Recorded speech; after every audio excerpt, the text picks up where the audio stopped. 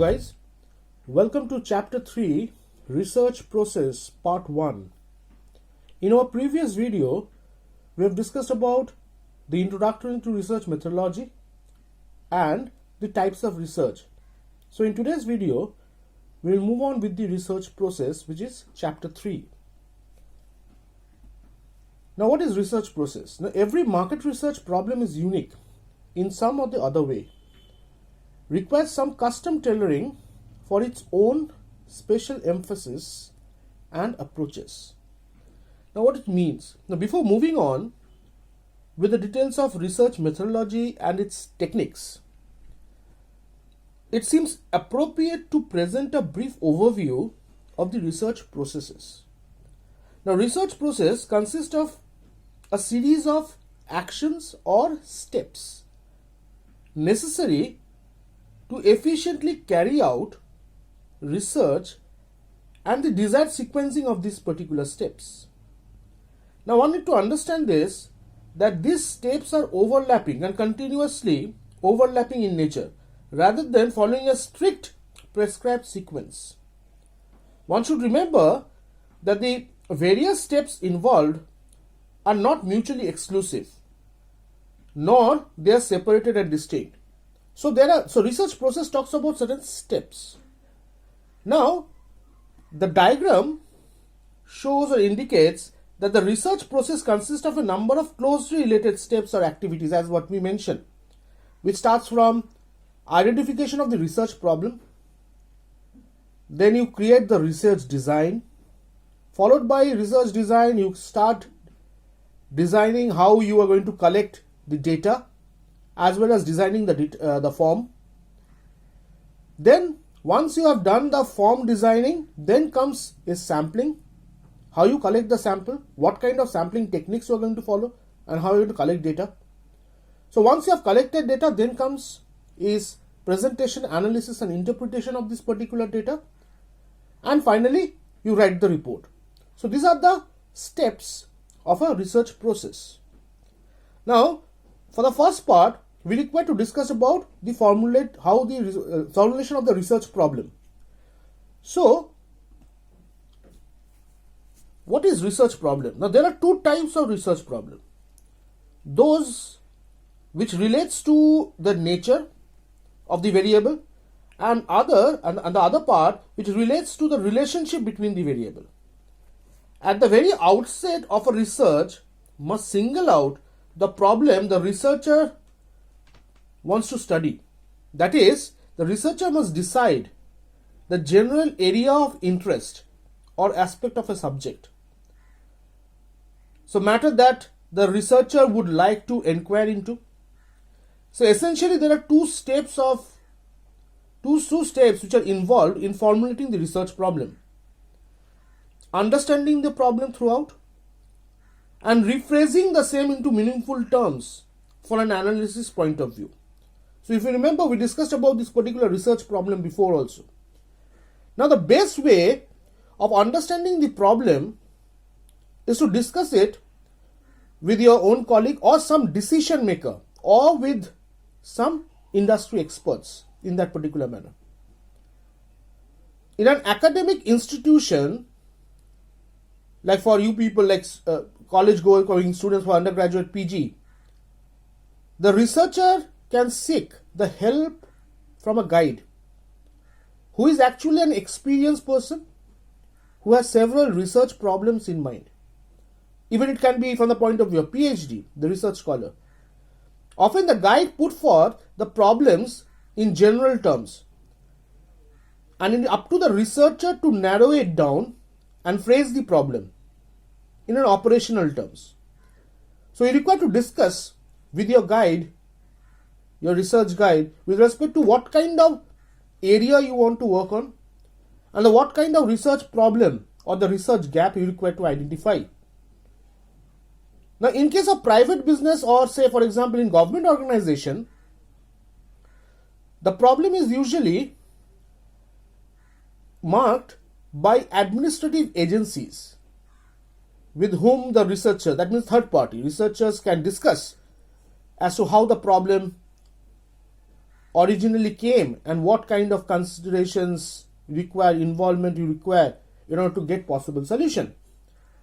So, when you are understanding about a research problem, in order to find out the research gap, you can take help of your guide if you are doing an academic research, or you speak to certain decision makers, industry experts, you refer to certain journals for secondary data, and make some qualitative research like focus group observation, such that you get certain ideas, insight about the research problem.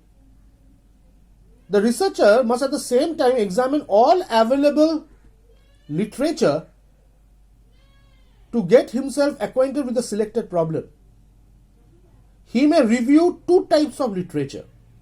The concept, if you remember, we discussed about the conceptual model. The conceptual literature concerning the concepts and theories, and the empirical literature consists of studies made earlier which are similar in nature. So the basic outcome of this review will be the knowledge as to what data and other materials are available for operational purposes, which will enable the researcher to specify his own research problem in a meaningful context.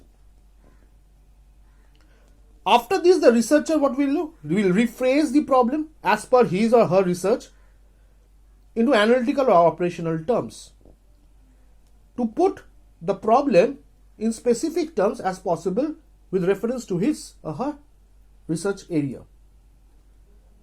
Now, say for example, related to a PhD scholar or research guide, or even for students who are doing an NSEM project in UG or PG, it is compulsory for a research worker while writing a thesis for a PhD degree or even for an NSEM project to write a synopsis of the topic. We say synopsis, or else it can be a plan of work, and submit it to the necessary committee or to a guide or a research board for approval. The next thing comes is the development of a working hypothesis. If you remember, we said at the very beginning, while we were discussing introduction to research, that we require to develop certain hypothesis which we are going to test. So, after extensive literature survey, a researcher should state in clear terms the hypothesis. Now, in most types of research, the development of this hypothesis plays a very important role.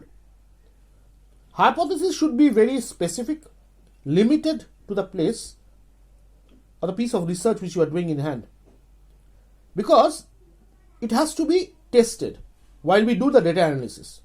The role of the hypothesis is to guide the researcher in the area of research work which you are doing and to keep the researcher on the right track.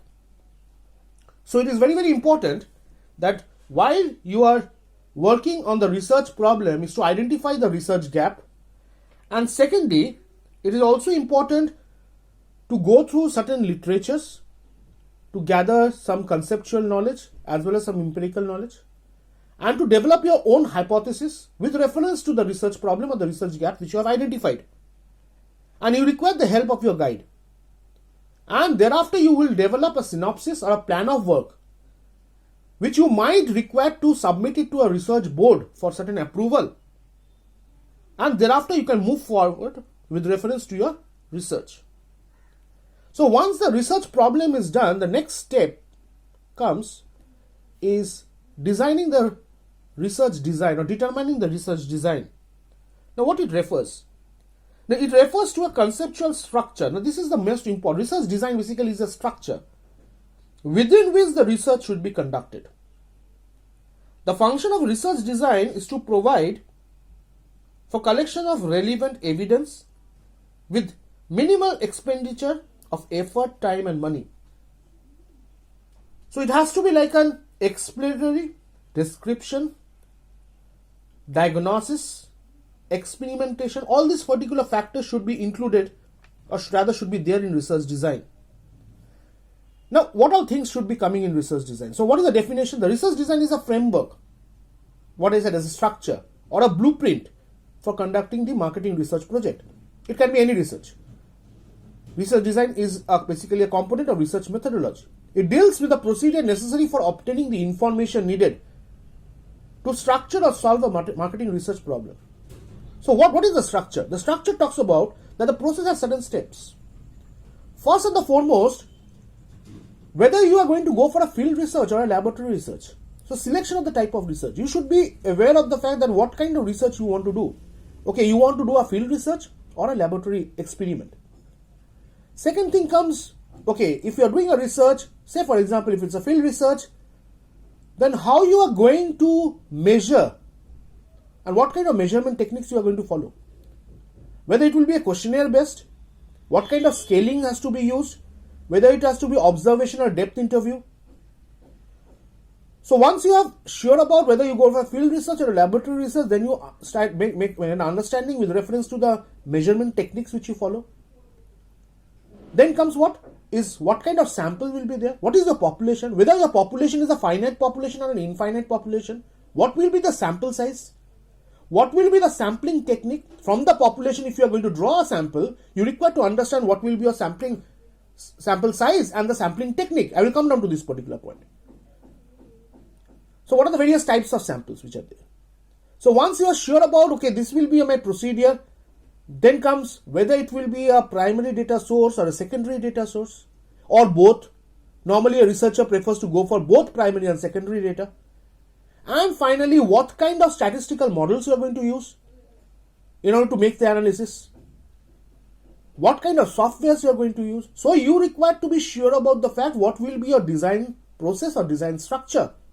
Starting from where from you are going to do the research, what will be your whether it will be a questionnaire type or an observation type, what is your sample, your sampling technique, what kind of data you are going to collect, whether primary data or secondary data, and what kind of analysis you are going to implement.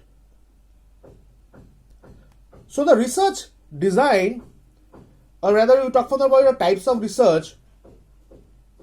So it can either be an exploratory research, descriptive research, or causal research. We will come down to this while we discuss research design in details. So you can, from here you can understand whether I go for a primary, secondary, or a qualitative, quantitative, or something like a survey, observation, or it will be an experimentation kind of thing, or a causal research. So this is a design which you require. I might include everything. I might include a certain area. It all depends on the nature of the topic, the nature of data availability, and also information from your guide on which particular area you are going to work on. The third step which comes is design the data collection methods and form. Forms means to say the questionnaire form, how you are going to collect the data. Now in data collection method, one has to understand the data can be collected from two different sources, from primary data, secondary data. Now secondary data, as you are aware of, the secondary data, this particular data is already available maybe in sales literature, company report, government reports. I can go to a library, I can go to certain website and can search on for such kind of information. On the other side, the data can also be collected through primary data. Now the data which has to be collected from primary data can be based on certain interview, can be based on observation, focus group, or else a survey. Now if you are doing a survey can be a telephonic survey, it can be an online survey, it can be one-to-one in-person interviews. Now the question is about the data accuracy. Now I consider personally that in personal interview, the data accuracy is at the highest. Online survey, yes, there is data accuracy, but you require to select your sample properly. Then only your online survey data accuracy will be there. Telephonic data accuracy, I am not very sure about. So once you are sure about how you are going to collect the data, then comes is designing the form. Now designing the form here means to say, I am talking about how you design the questionnaire. Now if you check this particular example into consideration, there are two important things here. One is an open-ended question, another is a closed-ended question. Now where I have restricted the respondent in giving an answer, say for example, overall satisfaction with this experience. This is a research from a hospitality industry point of view. And I have given the researcher a scale starting from very satisfied to somewhat very dissatisfied. So your answer will be somewhere in between. Either you are very satisfied or somewhat satisfied, or else you are neutral, somewhat dissatisfied or very dissatisfied. You are not being able to give any further answer to it. So this is a close-ended kind of thing.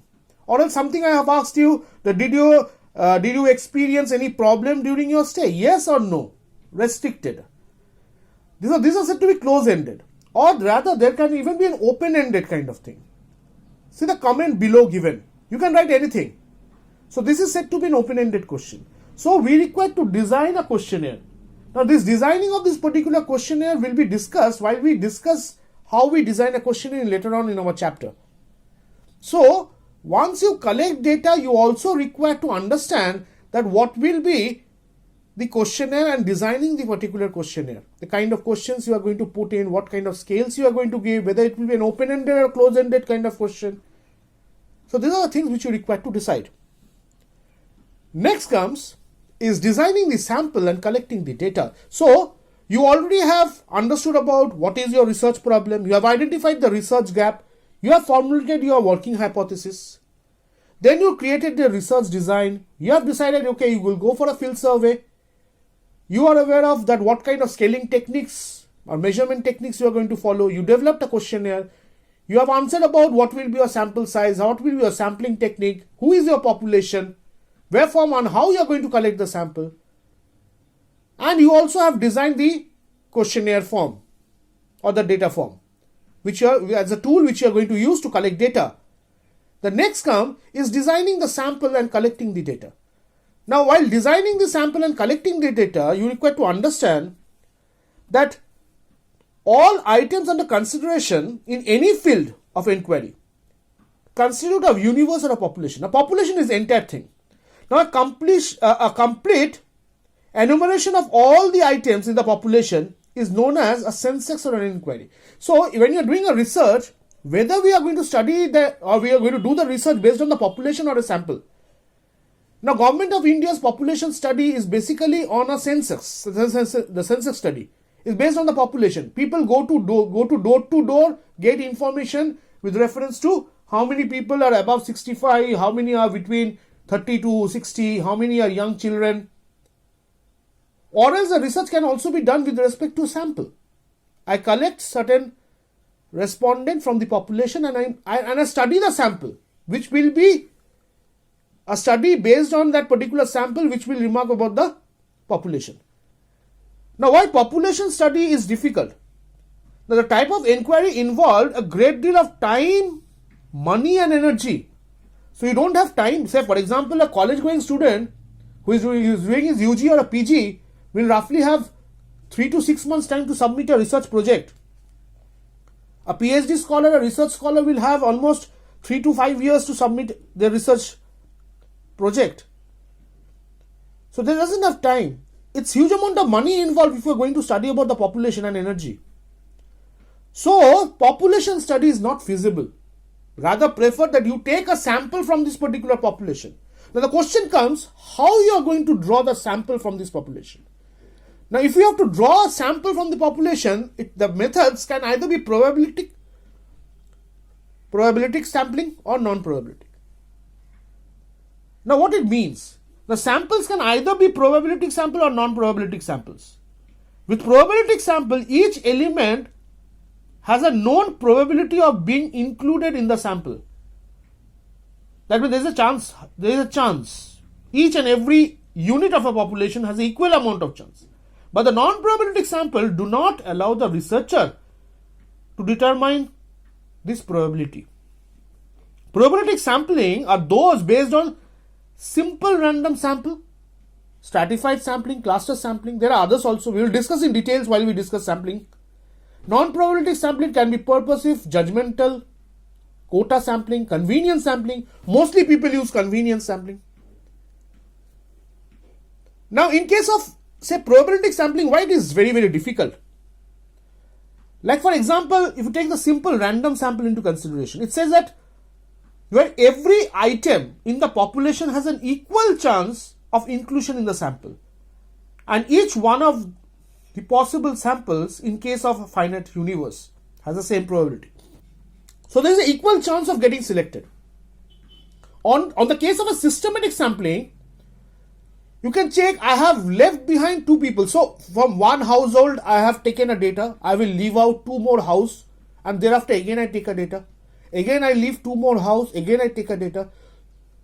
So I'm following certain systematic pattern in which I collect data. So such that there is no biasness. What is stratified sampling? Strata. I created a strata. In the sense I classified it. Male, female. So from female I have taken few, from male I have taken few respondent as a part of my sample. Or else I have classified the entire market into segments or clusters. And I am studying on specific to that particular cluster. So this is what is discussed about designing the sample. So the fact is, designing the sample and collect the data. Now we collect the data. Now we are sure about, because we already have designed the form. I am already aware of what kind of sampling technique I am going to follow. So now comes is how now the form which I already have designed now to make a survey of this particular form. So I go to the market.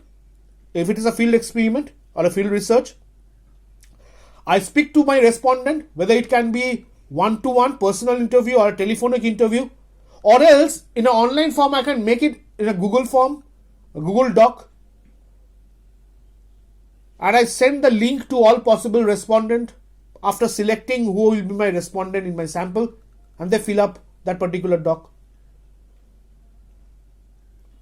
If you check, I have created a scale of 1 to 5. Very satisfied, somewhat satisfied, neutral, somewhat dissatisfied, and very dissatisfied. It's a scale. You can pick anywhere. I have asked few questions like yes and no. And I have asked it finally, if you check that if you reported any problem, how satisfied you with the solution. So I have asked a final question. There are certain open-ended, close-ended questions also given. So this has to be surveyed. And once this particular survey is done, then the next part of the story comes is with respect to presentation analysis and interpretation.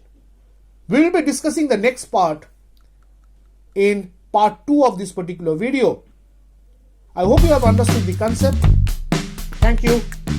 Have a nice day.